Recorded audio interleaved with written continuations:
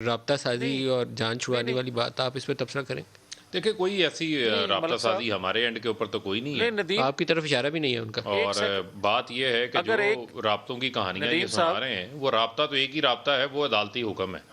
वो अदालती हुक्म ये है कि जिन्होंने जमानत दी थी उन्होंने हुक्म जारी किया कि क्या कोई इस्टेब्लिशमेंट का नवाज मुमकिन शरीफ राब्ता हो वापस आ सकता है जाएं। नवाज शरीफ से? देखिए बात ये है, ये तो वो जाने, उनका काम जाने, इसके ऊपर मैं तो कोई कमेंट नहीं कर सकता।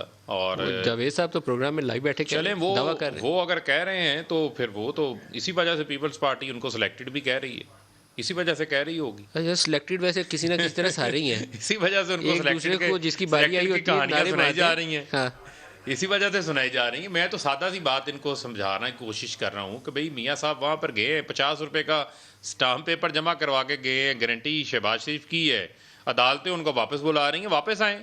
बल्कि आसिफ अली जरदारी भी उन्हें वापस बुला रहे हैं। उन्के जो वो कहते हैं ना, मियाँ साहब मेरे बड़े भाई हैं, मैं मियाँ साहब का छोटा भाई हूँ, छोटे भाई की बात सुने और आए, आकर पीडीएम को बचा लें, इकट्ठे इंकलाब लाते हैं और फिर इकट्ठे जेल पीडीएम को जाते बचा लें। इतनी इनको आवाम की फिक्र है, कहते हैं जी हमें आवाम की बहुत ज्यादा फिक्र है, तो पीडीएम को बचा लें। ये तो पीडीएम को अपने हाथ से गोते दे दे के इन्होंने जो है वो डबो दिया है, और जो नुकसान इन्होंने फजल रहमान साहब का कर दिया है। हैं।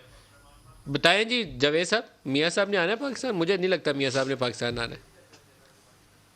नहीं कम से कम देखिए, इमरान खान की मैं फिर हुकूमत से रहते वो हुए तो नहीं अपनी वापस आते। बात जो मैंने की है, मैं फिर से दोहराता हूँ कि अगर किसी के इशारे पर जो कोई समझ रहा है या समझाने की कोई कोशिश कर रहे हैं पिछले कई दिनों से लोग, अगर हमने इशारों पर अदम एतमाद करना होता तो फिर हम अपनी हुकूमत ना गंवाते।